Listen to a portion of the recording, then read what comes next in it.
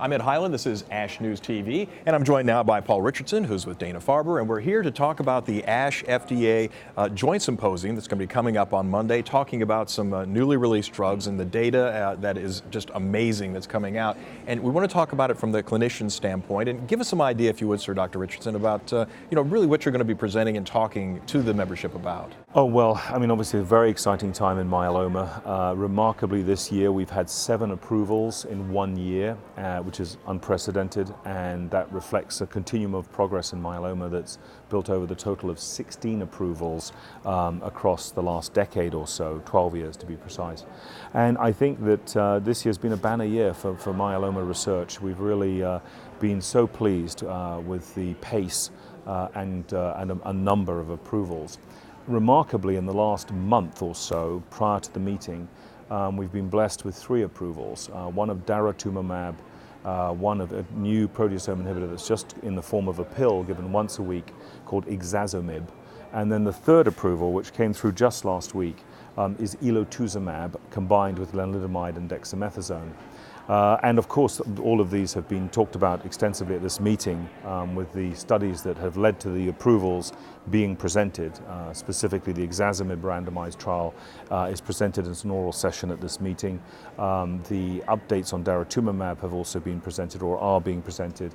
And finally, we were able to present the ELOQUENT-2 study, which led to the approval of elotuzumab just this week, as I mentioned, just yesterday, on Saturday. So the session is designed to help clinicians understand how these new drugs might be used. And what's, I think, really fun is that the FDA are coming to tell us how they viewed the approval of each of these studies leading to the registration of the drugs. And they'll critically scrutinize each of the trials and show, why they felt that the efficacy boundaries were reached and that the approvals obviously followed. And then my partner and I, Dr. VINCENT RAJKUMAR and I, are going to sort of frame clinically what this means. Vincent's touching on the upfront setting and maintenance and so on. And my job is to look at relapsed refractory disease and say to the clinicians in the audience, these are the kinds of ways you might think about using these drugs that now, thankfully have become available. Thank you, Dr. Richardson. We also had a chance to talk to Dr. VINCENT RAJKUMAR, who is also on the panel and gave us further insights into the clinician's approach to these new breakthrough drugs. 2 of the new approvals are monoclonal antibodies, and we have not had a single monoclonal antibody for multiple myeloma in all these years. So one is daratumumab, one is elotuzumab, and they require special ways of administration, and we also need to find out what the right populations to use them on. And the 3rd drug that was approved is the first oral proteasome inhibitor that's approved, and that's ixazomib.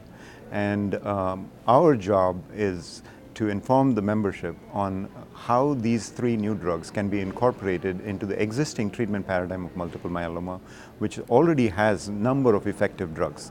I think the current overall survival of multiple myeloma is already 80% at 3 and 4 years, and I think it's expected to improve greatly with the arrival of these 3 new drugs.